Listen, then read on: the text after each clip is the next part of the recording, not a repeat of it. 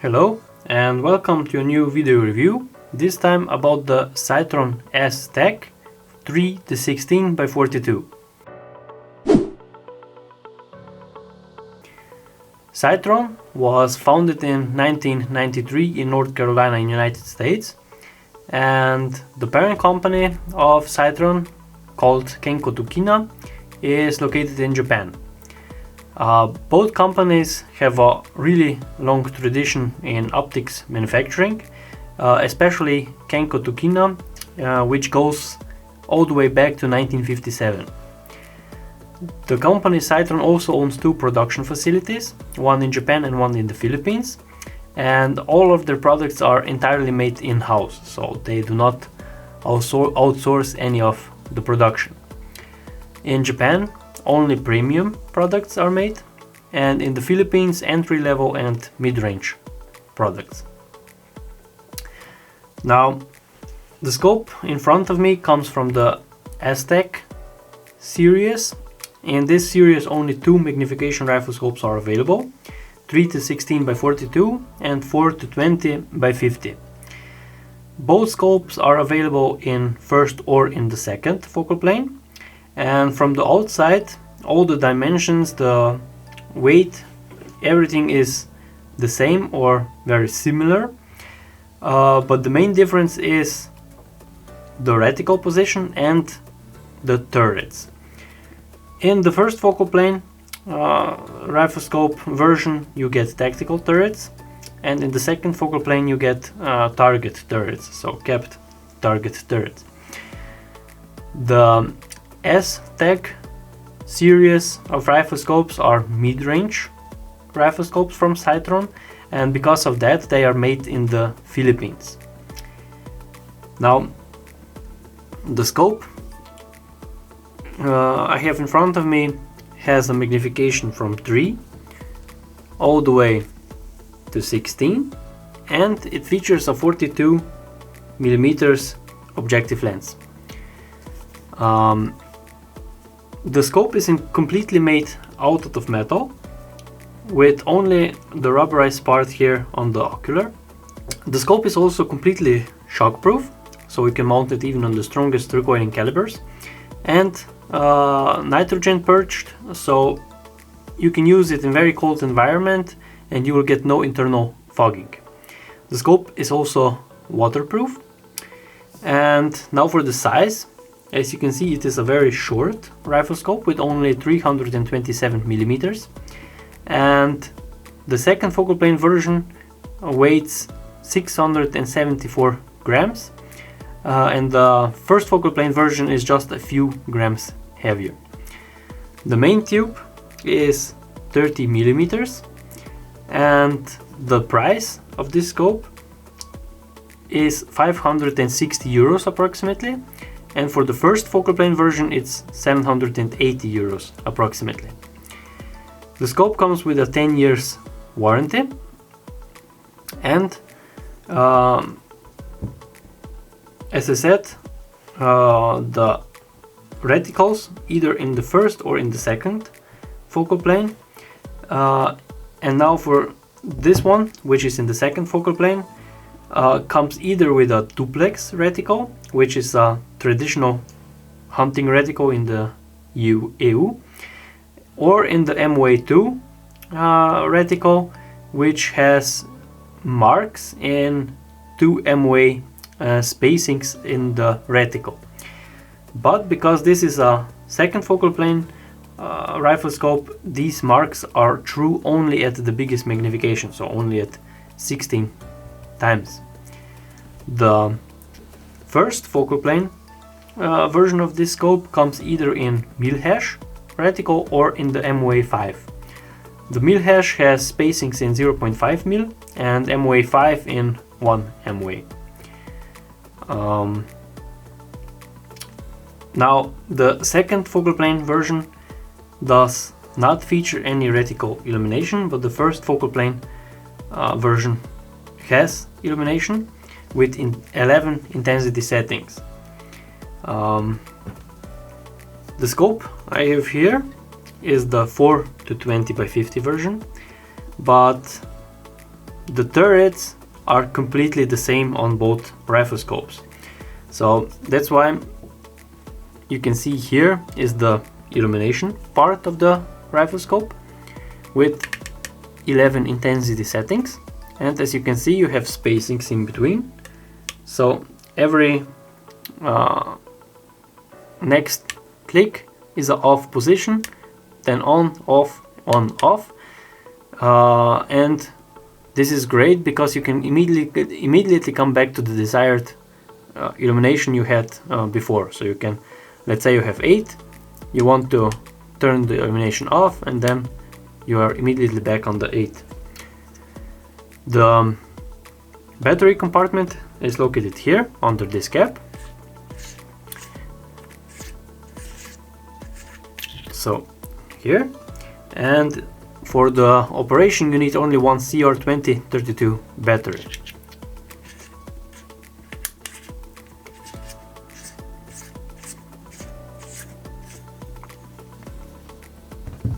Now on the same turret is also the Parralax Adjustment, and the Parralax goes from 10 yards all the way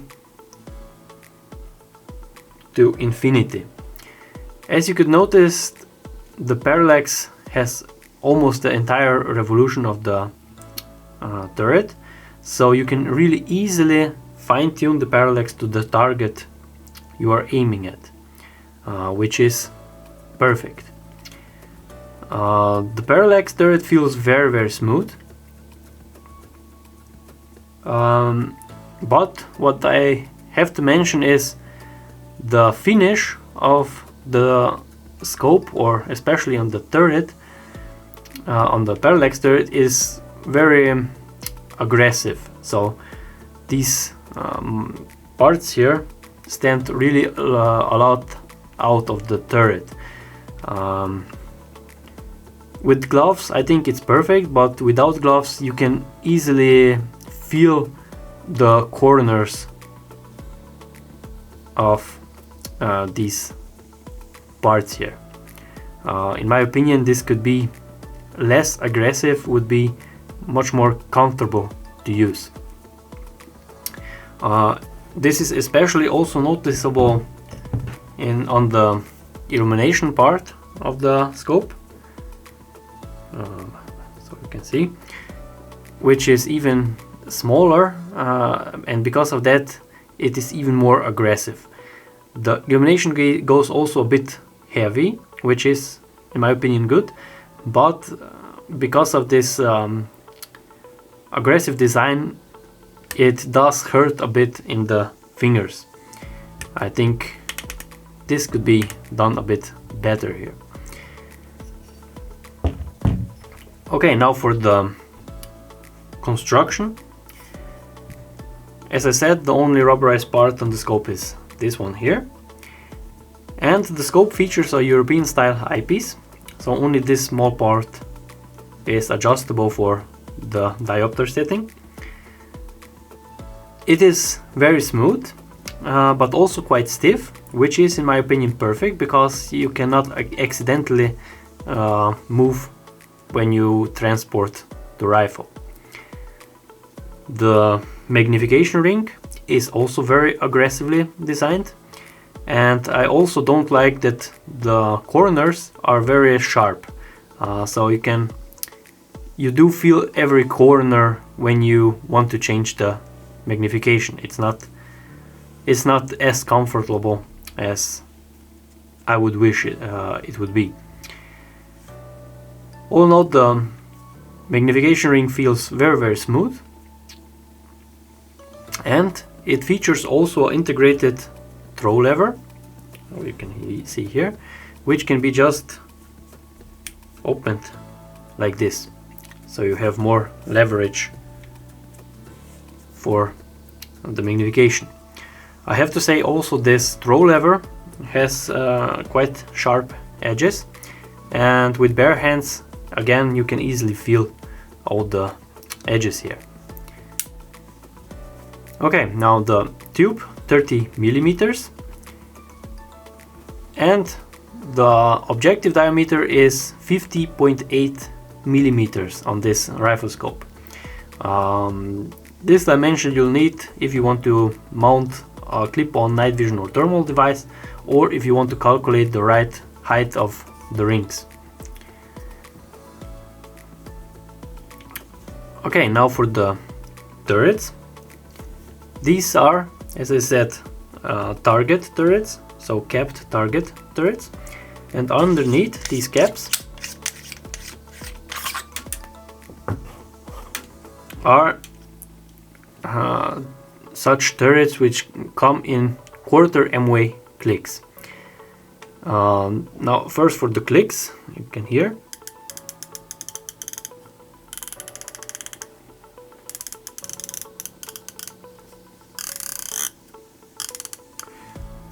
So as you could hear, the clicks here do sound perfect, so you can really easily hear every single click. They are very tactile and yeah, very crisp, so the clicks are really good. I think you can compare these to much more expensive Riflescopes on the market. The turret features 15 MW of travel in 1 revolution, but the internal elevation of this scope is 70 MW. So this is a multi-turn turret. You can go multiple turns in each direction.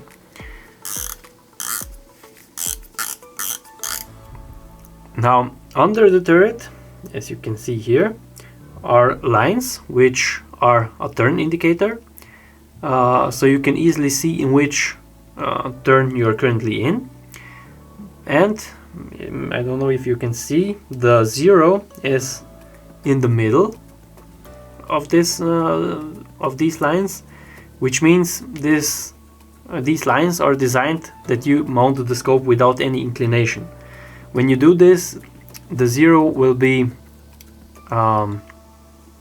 approximately there when you zero in the scope, but if you mount the scope with inclination, these lines will not be true anymore. So then the lower lines will be the correct ones for the 0, and when you make a whole revolution, maybe your 0 is then on the 1, or the first revolution is on the 1 or on the 0, and so on.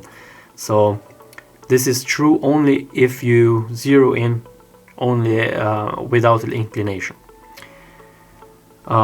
Okay, now for the zeroing, it is very easy. You just have to unscrew these 3 screws here, or just loosen them up, and then the turret rotates freely.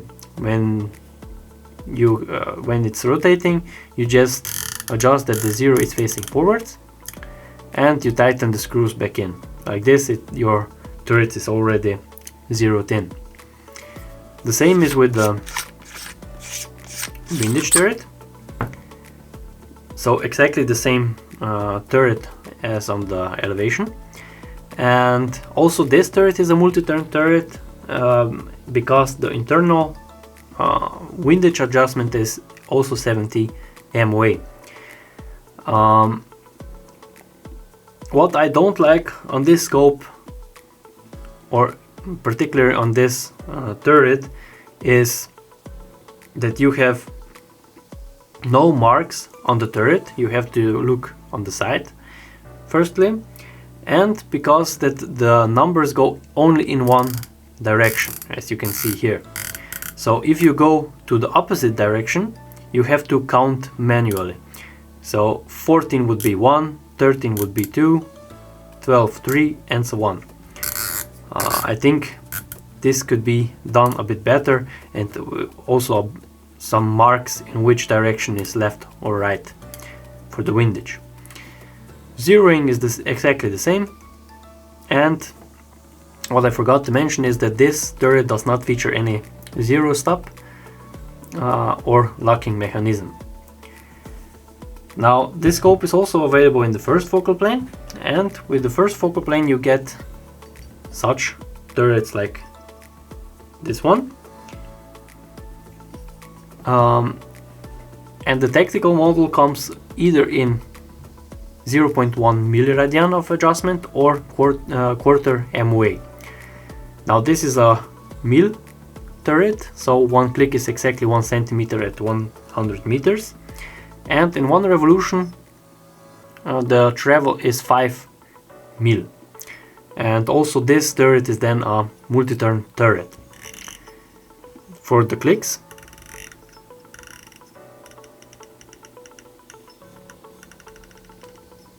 as you could hear, they are not as loud or not as audible, but they feel very, very good in my opinion. The tactical version comes with a zero stop, which is this part here underneath the turret, and I really like such a design because you can easily adjust the zero stop at any position you want. So let's say this is now your zero. You can just adjust the part to the zero, and when you come back it stops exactly where you adjusted it. This is also perfect if you want to make a few clicks below zero. So you can make, let's say in this case, 5 clicks below zero, then you make the zero stop here, and you can go below zero when you zero it in the scope. So really easy and perfectly designed, a very easy solution, I would say. This part also features lines underneath, which act as a turn indicator. For zeroing, you have only this screw on the top.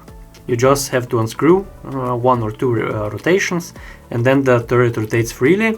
And again, you just have to tighten this turret so that the zero is facing forwards, and you're already set. The Windage Turret is, in my opinion, much better than on the target model, because you have lines in each direction,